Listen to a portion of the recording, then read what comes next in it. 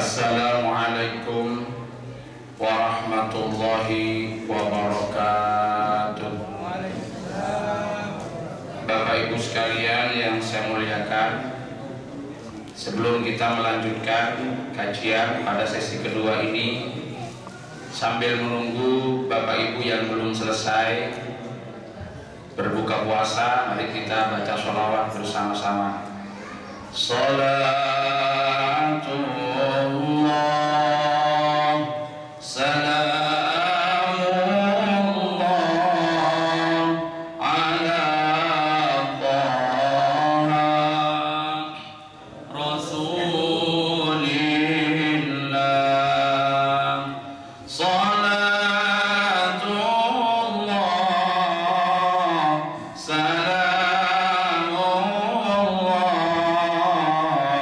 ala Yasin Habibillah. Monggo. Salatullah salamullah ala Taha Rasulillah. Salatullah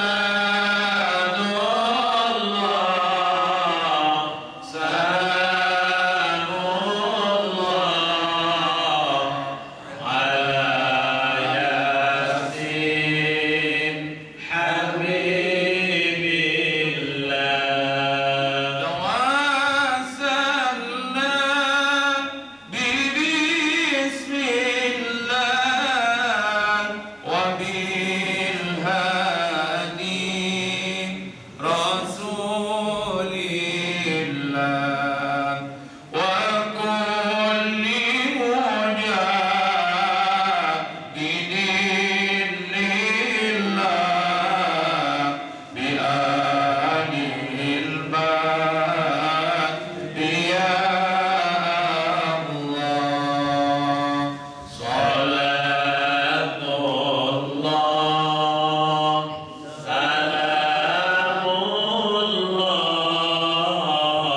ala Taha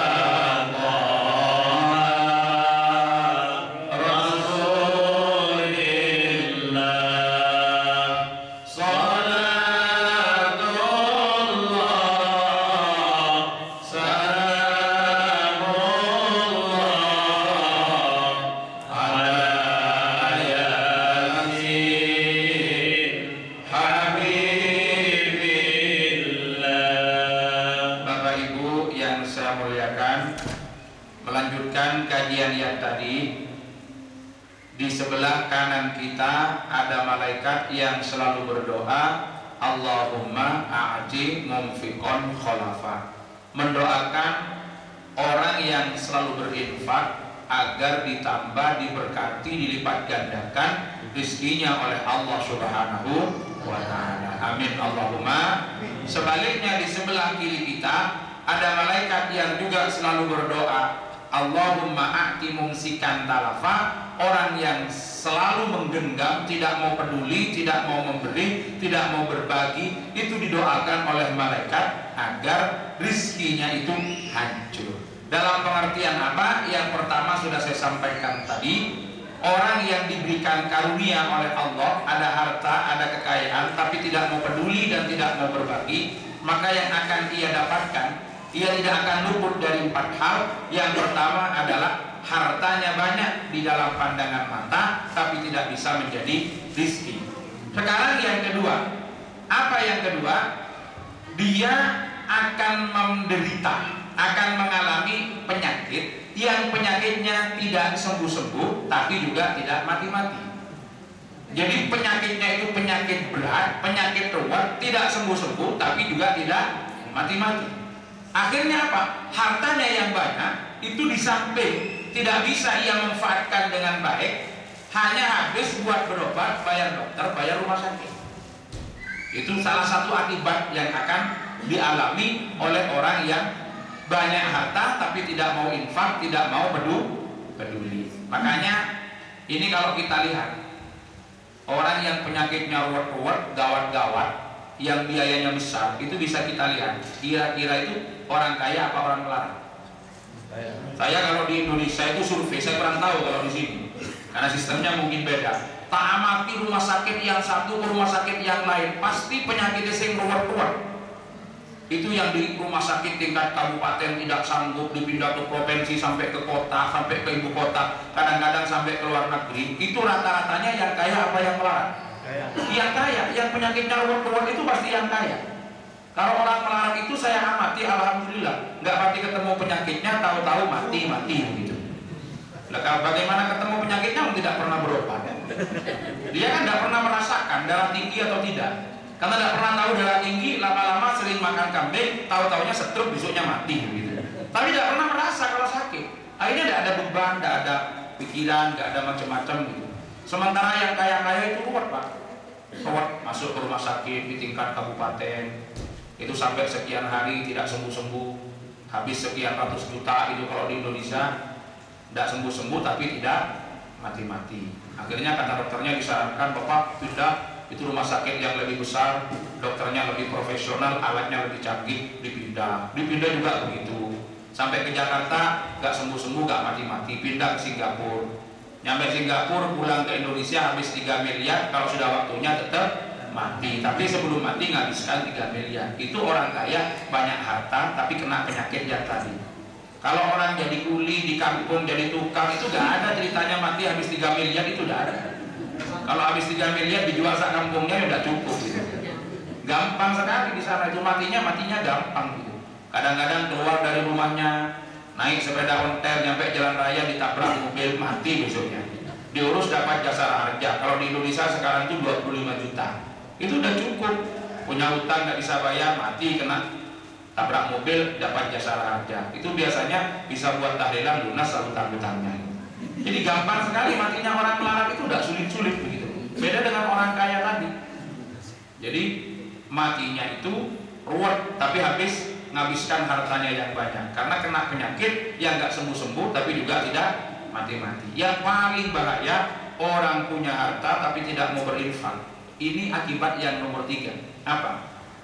Dia meninggal, kemudian hartanya menjadi sumber malapetaka yang memporak-porandakan, yang memecah belah, menjadi sumber pertengkaran keluarga yang berebut warisan.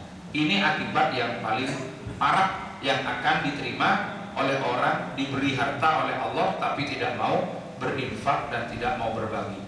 Na'udzubillah. Jadi harta yang ia miliki hanya akan menjadi sumber konflik keluarga, menjadikan anak cucu kita yang asalnya rukun bersaudara menjadi bertengkar gara-gara berebut.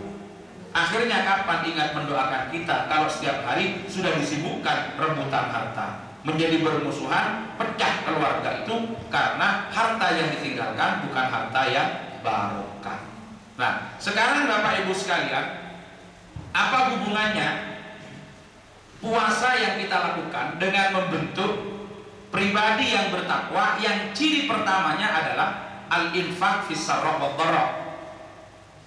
Puasa yang tujuan utamanya adalah takwa sebagaimana diisyaratkan dalam Al-Quran surah Al-Baqarah 183 yang saya bacakan tadi. Dan di antara ciri takwa yang pertama adalah al-infaq fis sarra wad dharra sebagaimana diisyaratkan oleh surat Ali Imran ayat 133 sampai 135. Apa hubungannya antara puasa dengan infak fis sarra wad dharra? Hubungannya sederhana. Kemarin sudah saya gambarkan dalam khutbah Jumat. Salah satu ajaran moral atau nilai yang dikandung di dalam puasa adalah puasa mengajarkan kita kepedulian sosial. Puasa tujuannya bukan lapar. Puasa tujuannya bukan haus, tetapi membentuk pribadi-pribadi yang bertakwa, yang dicirikan satu punya kepedulian sosial tadi. Nah, lapar yang kita rasakan, haus yang kita rasakan, ini seharusnya memberikan pelajaran kepada kita, mengingatkan kita, menjadikan kita peduli tentang laparnya orang yang lapar. Laparnya orang yang laparnya bukan karena berpuasa, tapi laparnya karena memang tidak memiliki kecukupan yang memenuhi hajat dan kebutuhan ketentuannya. Jadi lapar yang kita rasakan itu adalah tadzkirun li ju'il ja'iin, adalah peringatan bagi kita agar kita tahu bagaimana penderitaan yang dirasakan oleh orang-orang yang tidak seberuntung kita keberadaannya. Jadi puasa ini mengajarkan kepekaan sosial, mengajarkan kepedulian sosial. Kalau puasa yang kita lakukan menjadikan kita orang yang berkecukupan, itu merasakan yang dirasakan oleh orang yang kekurangan, yang simbolnya tadi disimbolkan dengan lapar itu, sehingga di akhir puasa Ramadan kita diwajibkan membayar zakat fitrah dan kita dianjurkan untuk berinfak. Maka infak yang kita keluarkan, zakat yang kita bayarkan, itu tujuannya untuk apa? Menjadikan orang yang melarat, orang yang tidak seberuntung kita, orang yang miskin merasakan yang dirasakan orang kaya.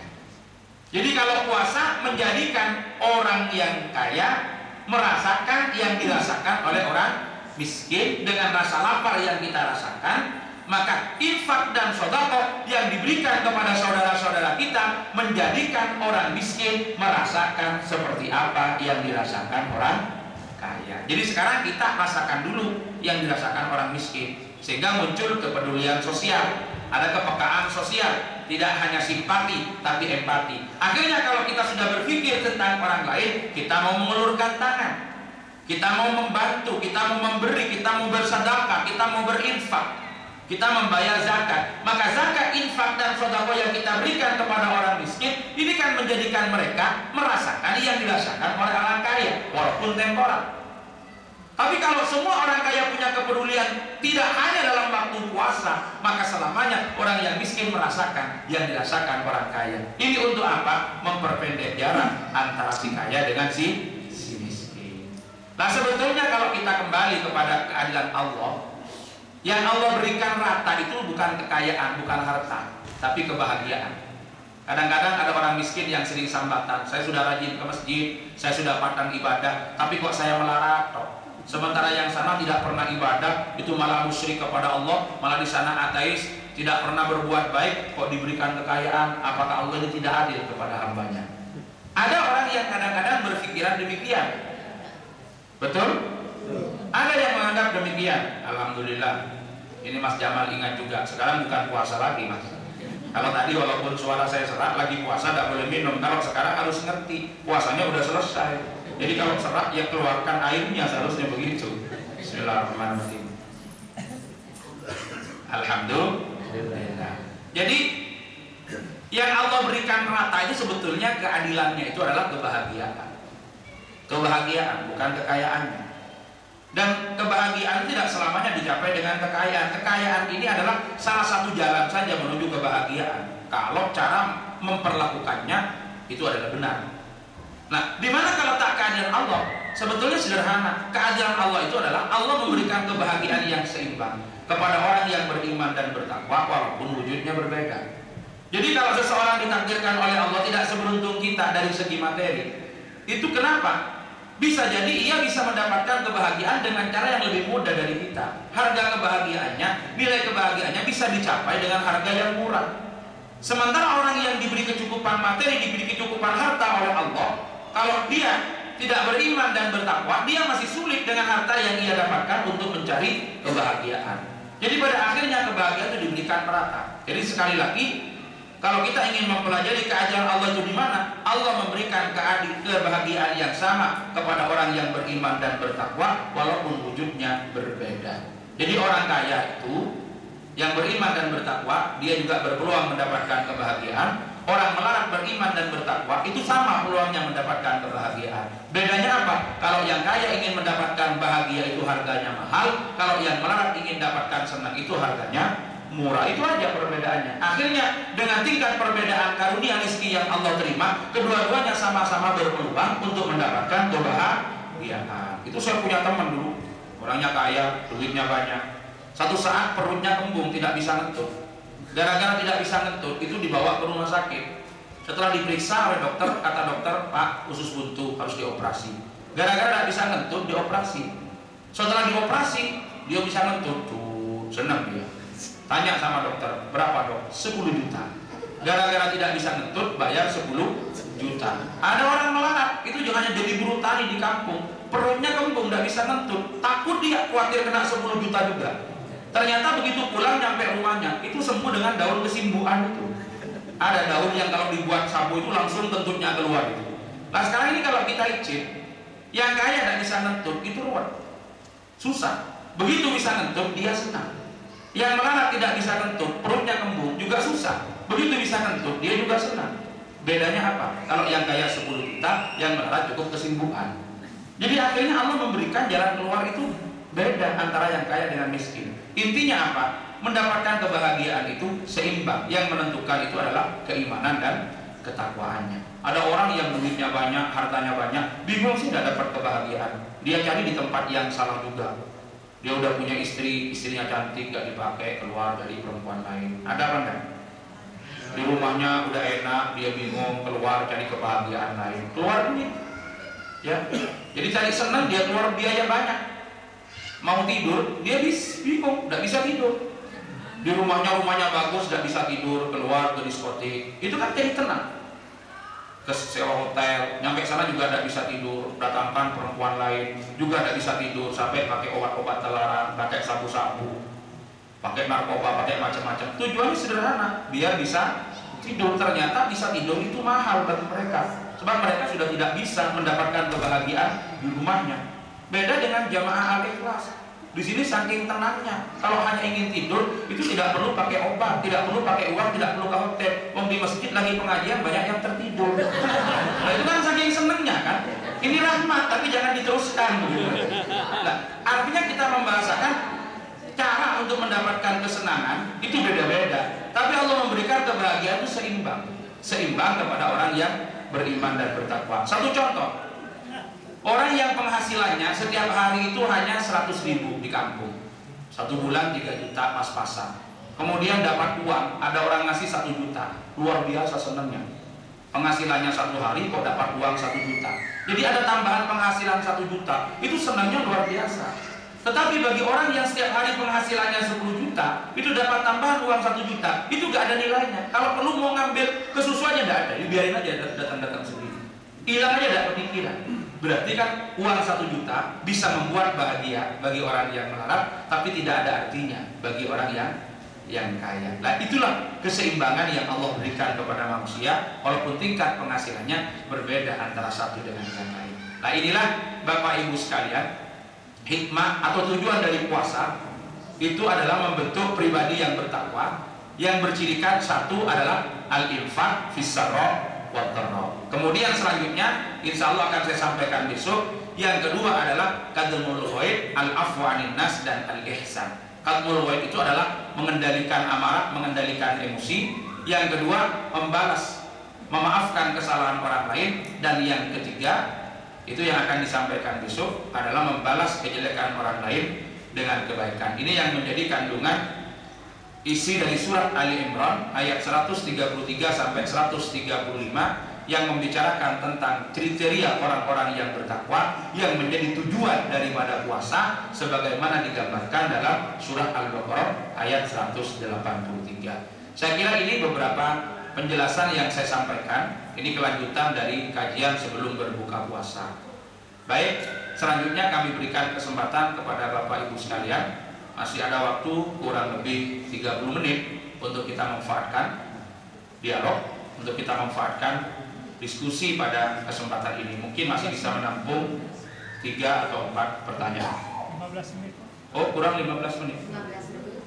Kepada Bapak beserta Ibu yang mau mengajukan pertanyaan dipersilakan. Kiri. Oh, mohon maaf diingatkan. Kisahnya jam berapa ini? 11? 11.44. Oh, 11.44. Ya. Assalamualaikum. Waalaikumsalam warahmatullahi wabarakatuh. Assalamualaikum warahmatullahi wabarakatuh. Waalaikumsalam warahmatullahi wabarakatuh.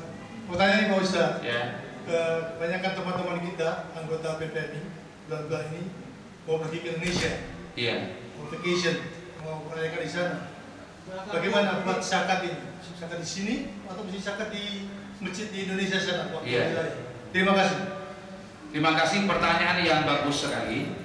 Memang zakat sebagaimana zakat fitrah sebagaimana zakat yang lain, itu ketentuannya adalah tu'khadhu min aghniyaihim wa tusrafu ila fuqaraihim. Diambil dari orang-orang yang berkewajiban, yang kaya, yang dimaksud berkewajiban dari mereka, dan diberikan kepada orang-orang yang berhak di antara mereka. Jadi bahasa dhamir di sini menunjukkan adanya kesatuan tempat dan kesatuan wilayah. Nah, kalau kita memang tinggal di sini, kemudian di sekitar kita itu masih ada orang-orang yang berhak untuk mendapatkan, yang berhak untuk menerima, maka itu lebih baik diberikan di sini. Tapi kalau panjenengan pulang ke Indonesia, khusus zakat fitrah, pulang ke Indonesia, kapan sih kewajiban zakat fitrah itu? Kemarin sudah saya sampaikan. Kapan kewajiban zakat fitrah? Kewajiban zakat fitrah itu sebetulnya malam hari raya. Waktu wajibnya sejak terbenamnya matahari sampai masuknya khotib ke tempat sholat. Itu waktu wajibnya. Karena yang dikenai kewajiban zakat fitrah itu adalah orang yang adraka juz'an min Ramadan wa juz'an min Syawal, memenangi bagian daripada bulan Ramadan dan bagian dari bulan Syawal. Jadi kewajibannya nanti setelah di Indonesia. Dengan demikian, kalau di sana diperkirakan juga yang akan menerima itu lebih banyak yang berhak menerima dan lebih bermanfaat, lebih baik diberikan di Indonesia, khusus untuk zakat fitrahnya. Kalau kita memang akan pulang ke Indonesia, karena pada waktu wajib itu, waktu wujub itu terjadinya ketika kita ada di Indonesia. Ya mungkin sebaliknya, saya yang pada waktu hari raya ada di sini, maka saya zakatnya di sini. Zakatnya di sini. Kalau memang di sini ada yang berhak untuk menerima. Kalau tidak ada yang berhak menerima, itu boleh dipindahkan kepada daerah lain. Ini zakat itu pada hak asalnya tidak boleh dipindahkan ke daerah lain, kecuali di tempat itu tidak ada yang berhak menerima, sementara di tempat lain akan lebih maslahat dan lebih bermanfaat. Nah, kalau ukuran zakat fitrah, mungkin sementara ini kalau memang panjenengan pulang ke Indonesia, itu lebih baik diberikan di Indonesia. Saya melihat kok tidak terlalu berarti zakat fitrah di sini. Kalau diberikan di Indonesia, itu masih ada artinya bagi saudara-saudara kita ya. Kebetulan mereka itu tidak seberuntung seperti orang-orang yang ada di sini dari segi materi. Saya kira itu bisa dipahami ya. Baik, berikutnya. Tapi itu Ustaz, itu kursnya jangan lupa. Oh, kursnya. Di sini. Ya. Jadi zakat fitrah itu yang dikeluarkan bukan kurs ya. Yang dikeluarkan zakat fitrah itu, yang dikeluarkan adalah apa? Beras. Jadi itu beras. Beras itu berapa? Yang dikeluarkan adalah beras itu satu sok itu 4 mud. 1 mud itu berapa? Harus diicil. 1 mud itu ada pendapat yang mengatakan 6/4. 6 on 1/4. Ya, 6 on 1/4 berarti kalau 2 mud 12,5. Kalau 4 mud 2 kilo 12,5, 2 kilo setengah. Jadi 6,125 itu kalau di dalam kitab Al-Fiqhul Islami wa Adillatuhu itu disebutkan 6,125. 6 on, 125. Jadi kalau 2 mot itu 12 berapa? 2,5. Iya, 2,5. Berarti 4 mot. Oh, bukan 12,250. Kalau 4 mot itu 2,5. Jadi 2,5 kilo. 2,5 kilo itu 1 sok. Ya kalau kita ingin mengeluarkan lebih banyak ya 3 kilo tidak apa-apa. Tidak 3 kilo beras sesuai dengan beras yang kita makan. Nah, kalau untuk yang di sini mau dikeluarkan uang bagaimana? Yang boleh mengeluarkan uang itu, yang memperbolehkan itu adalah Imam Abi Hanifah.